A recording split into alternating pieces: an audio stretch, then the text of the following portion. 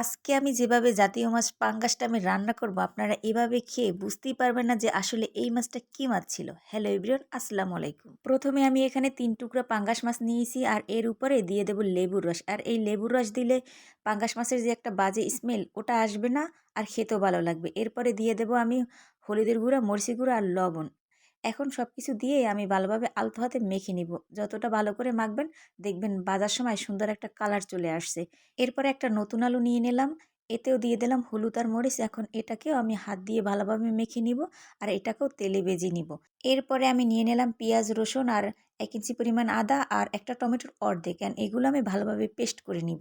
এরপরে নিয়ে নেব টক দই, আর এই টক দইটা হলো আজকে রান্নার মেইন আকর্ষণ, আর এইটা দিলে যে এত মজা হয়। এরপর একটা ফ্রাই প্যান নিয়ে তাতে সরিষার তেল গরম করে দিয়ে দেবো সেই আলুটা মেখে রেখেছিলাম হলুদ মরিচ দিয়ে, সেইটা এখন দিয়ে ভেজে নিব।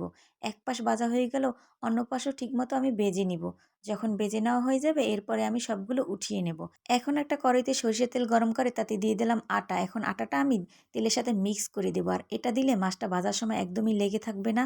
এখন আমি কড়াইতে মাছগুলো দিয়ে দেব। এই যে দেখেন, এক পাশ মাছ ভাজা হয়ে গেছে, অন্য পাশে আমি উল্টিয়ে দিলাম। মাছগুলো একদমই কড়াইয়ের সাথে লেগে যায় নাই। আপনারা এই প্রসেসটা ফলো করতে পারেন, তাহলে দেখবেন একদম পারফেক্টলি মাছটা ভাজা হয়েছে। এখন সবগুলো মাছ উঠিয়ে নিলাম। এখন সেই তেলের মধ্যে দিয়ে দিলাম জিরা ফোড়ন আর দিয়ে দেব পেঁয়াজ কুচি।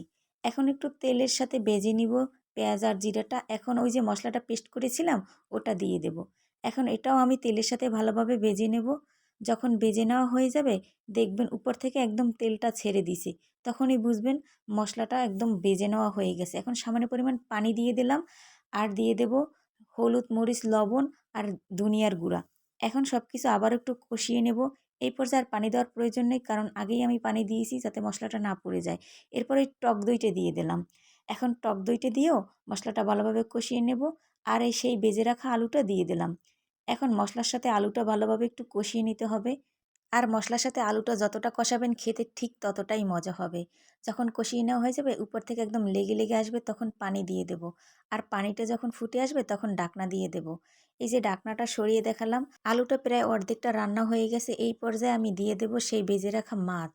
মাছগুলো দিয়ে আমি আবারও ঢাকনা দিয়ে রান্না করে নিব। যখন জলটা প্রায় শুকিয়ে আসবে এই মুহূর্তে দিয়ে দেব কাঁচামরিচ ফালি। এটা দিলে অসাধারণ একটা ফ্লেভার আসে। এরপরে জাল আর টকটা ব্যালেন্স করার জন্য আমি দিয়ে দিলাম সামান্য পরিমাণে একটু চিনি, যেহেতু আমি এখানে টক দই ব্যবহার করেছি। আর ঝোলটা প্রায় যখন শুকিয়ে আসবে এরপরে আমি উপর থেকে দিয়ে দেব ধনিয়া পাতা কুচি। আর এই ধনিয়া পাতা কুচির কারণে মাছটা খেতে আরও মজা হবে। এরপরে ১ থেকে ২ মিনিট রান্না করে নেবেন। এরপরে চুলা থেকে মাছটা উঠিয়ে নেবেন। আমি আজকে যে প্রসেসে মাছটা রান্না করছি এটা খেতে যে এত মজা হয়েছে, আপনাদের বাসায় যদি গেস্ট আসে তাহলে মাছটার নাম না বলে আপনি রান্না করে খেয়ে দেখাবেন, তারা বলতেই পারবে না যে এই মাছটা পাঙ্গাস মাছ ছিল। আর এই মাছটা কিন্তু অনেকেই পছন্দ করে না বাজে স্মেলের জন্য। এভাবে যদি রান্না করেন সবাই খুবই পছন্দ করবে। আজকের ভিডিওটি যদি ভালো লাগে অবশ্যই একটা লাইক কমেন্ট করে পাশে থাকবেন। সবাই ভালো থাকবেন। আল্লাহ হাফেজ। আসসালামু আলাইকুম।